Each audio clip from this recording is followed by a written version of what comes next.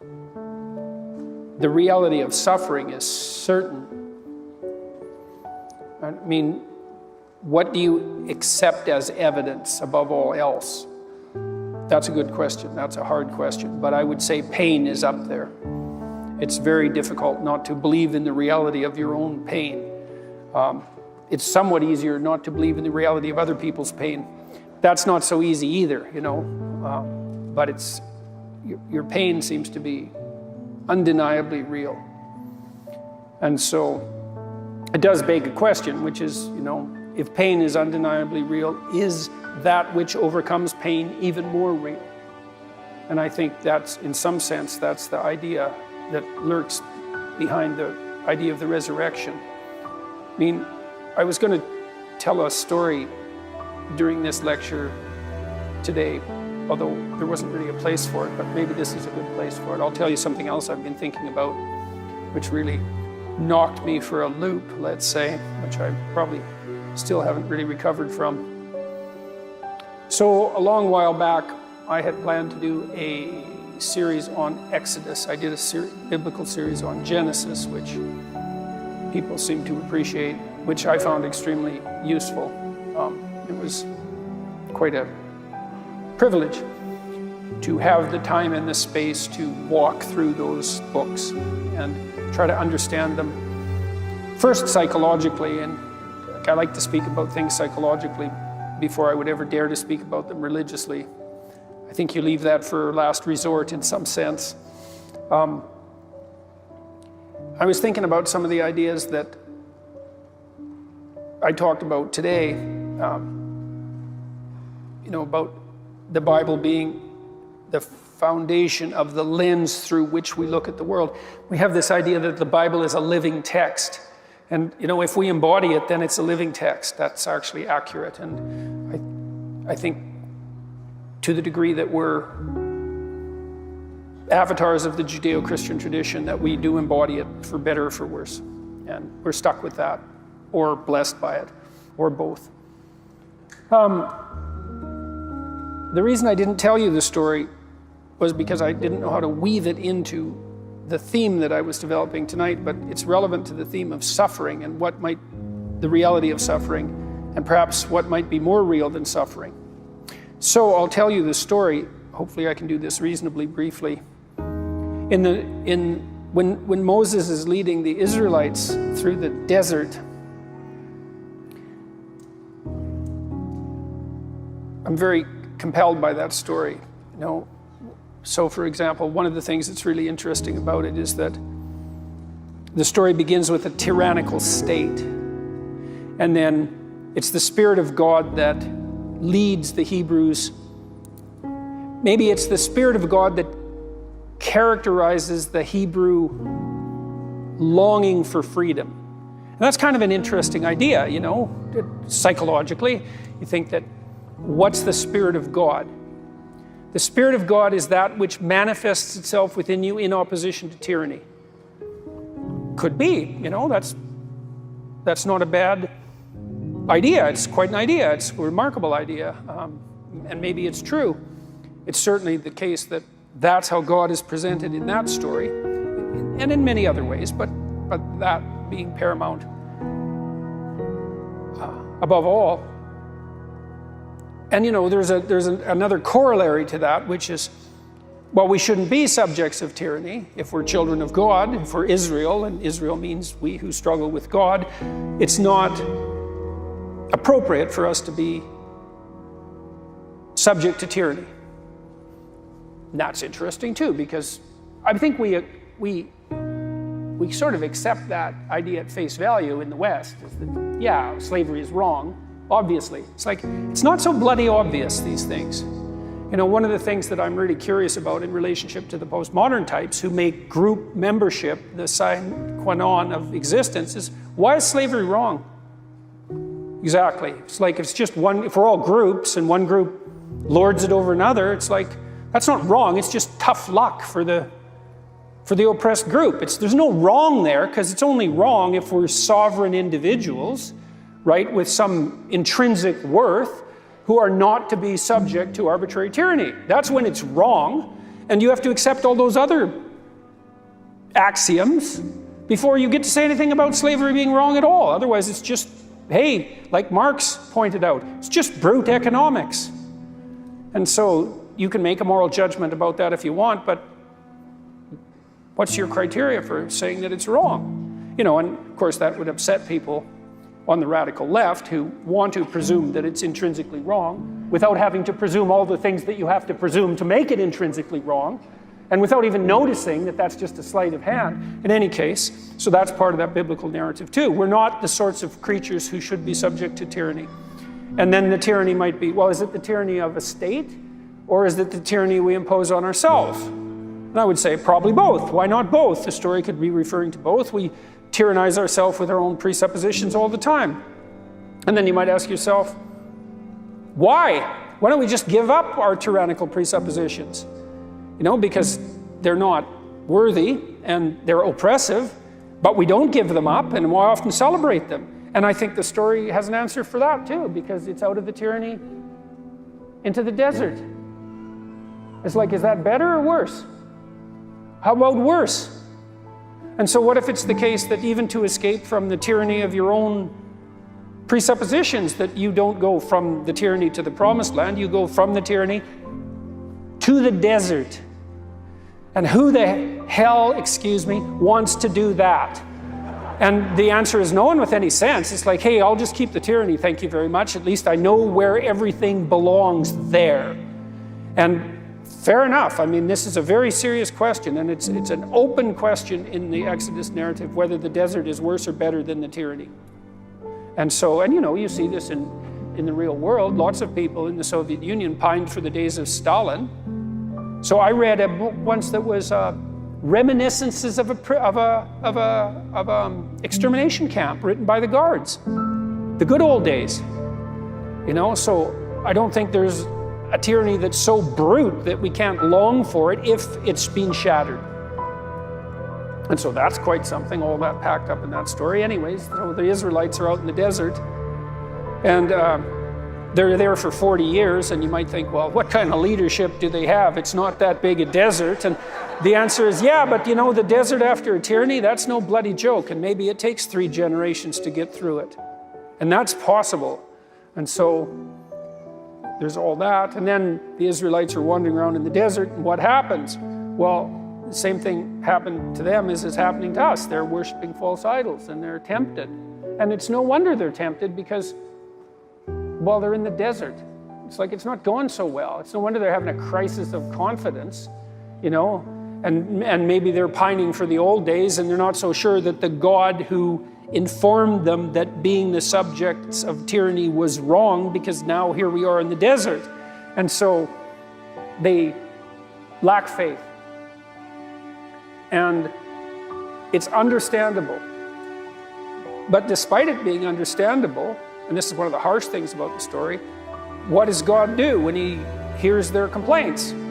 He sends poisonous snakes in there to bite them. I think that's pretty brutal.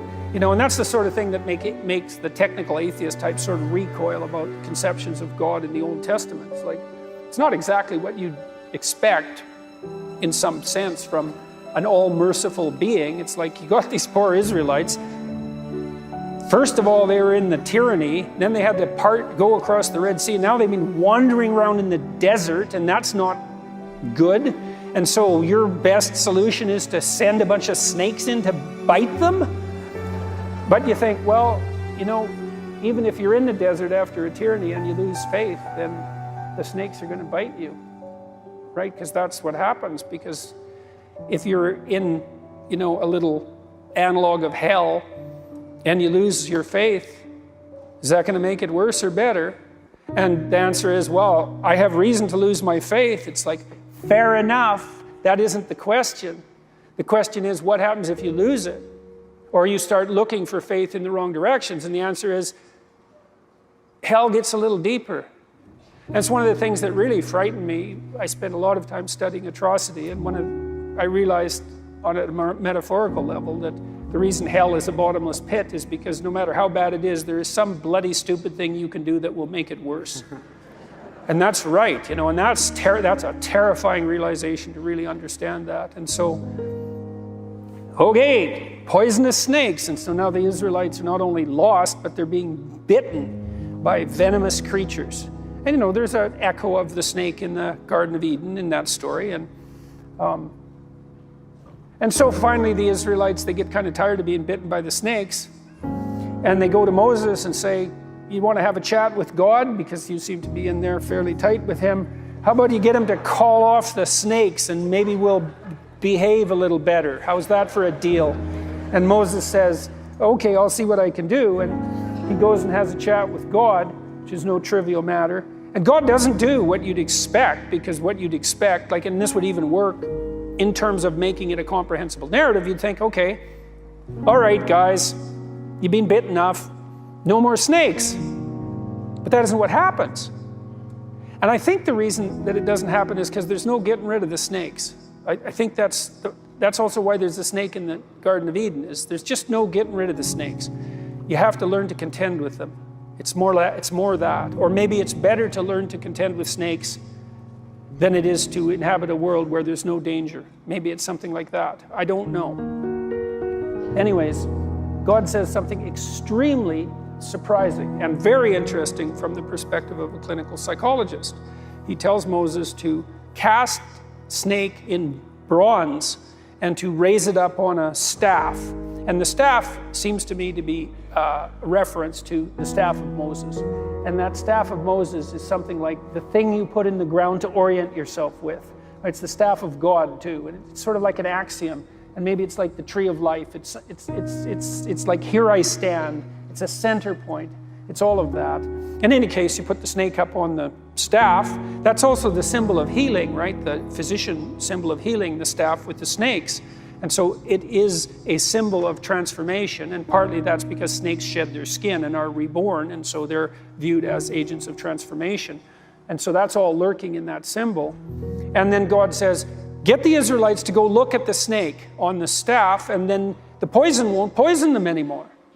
And I read that as a clinician. I thought, that's really interesting, because one of the things that we learned, all schools of psychotherapy learned in the last 100 years, is that if you get people to voluntarily confront what makes them afraid and what makes them want to avoid, then they get better. It's curative. And so that's the message there. It's like, well, if something is terrifying you, pay more attention to it. And that's actually what you teach people in psychotherapy. I mean, there's a variety of psychotherapeutic techniques, but exposure is probably the cardinal technique. It's like, if I can find out what you're avoiding and get you to confront it voluntarily, you'll get better. And the reason seems to be is that if you get people to confront what they're afraid of, and sometimes what disgusts them, but what they'd like to avoid, let's say, if you get them to confront it voluntarily, that could be the future even, the indeterminate future, they don't get less afraid. They get braver. And that's different. It's not like they get accustomed to what they're looking at and they're no longer afraid. That kind of happens, but it isn't really what happens. What really happens is they discover there's a lot more to them than they thought.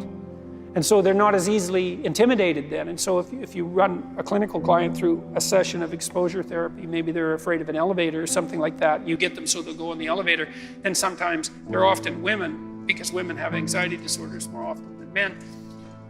One of the unintended consequences of that often is they'll go home and have the fight with their husband that's been brewing for 30 years. Because they're now braver. They see themselves in a different light because they've confronted this thing that terrifies them. And so it's so interesting in that story that God's cure for the venomous serpent is voluntary exposure to the source of terror. It's so interesting that that's the case. But and this is relevant to the issue of suffering, right? And confronting suffering dead on, to actually focus your attention on that which you would like to avoid. One of the remarkable parts of that story is also that one of the scariest words ever is, if I was God, they wouldn't have been bitten in the first place, right? So they've got the serpent's on the pole, but they're still going to get bit. And I think that's what's essential about that, is just because the serpent is there, it doesn't mean that everything is fixed. It now looks snakes are still there. But the transformation that takes place is the focus of the suffering becomes a symbol of faith for them. And that's obviously in the cross. Well, and part of the faith is the faith that enables them to go look at the serpent to begin with. Absolutely. Okay, so that leads us to the next part, which is in John, because Christ says, thousands of years later, that he has to be lifted up like the serpent in the wilderness. It's like, okay, what in the world is going on there? Because that's a hell of a thing for anyone to say about anything ever.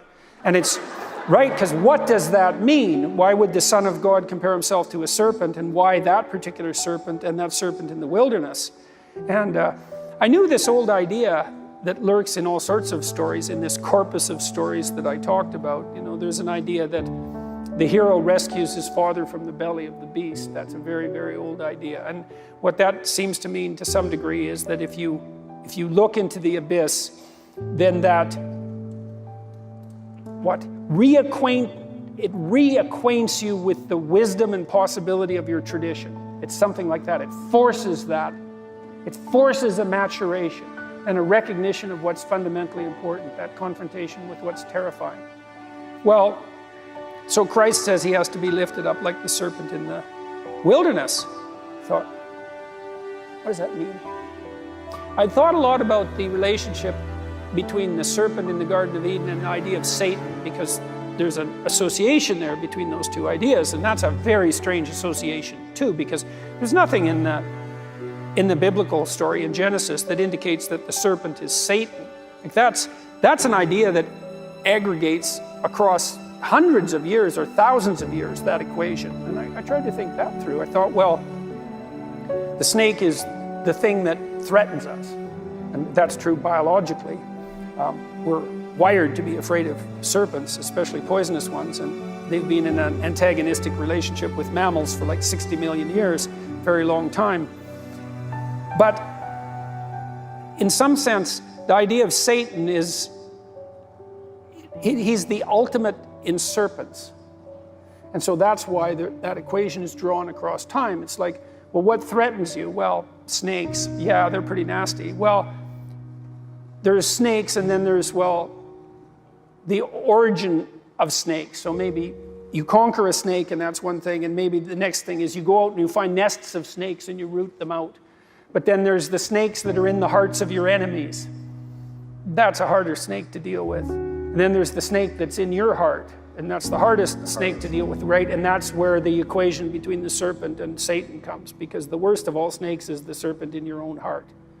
And so there's a psychologization of the idea of the predator, and it becomes something that's more spiritual, is that you're most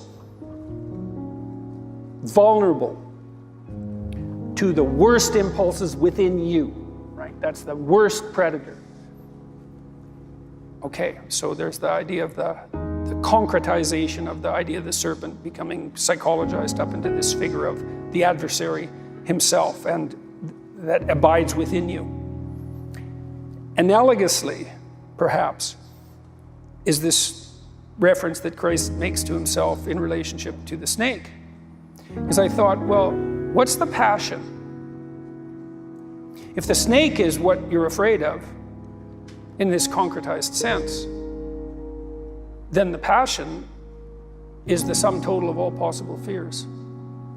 I think that's right. You know, Carl Jung, he thought about the story of the Passion as an archetypal tragedy. And here's what he meant by that. So imagine that you took all the tragedies that were ever written, and you distilled them so that you got the ultimate tragedy. Because the fact that you can identify a bunch of different stories as tragic means they have something in common, right? And so you could imagine you could pull out the central pattern of tragedy, and we could flesh out some of what that might be. Like, it's tragic when something bad happens to someone.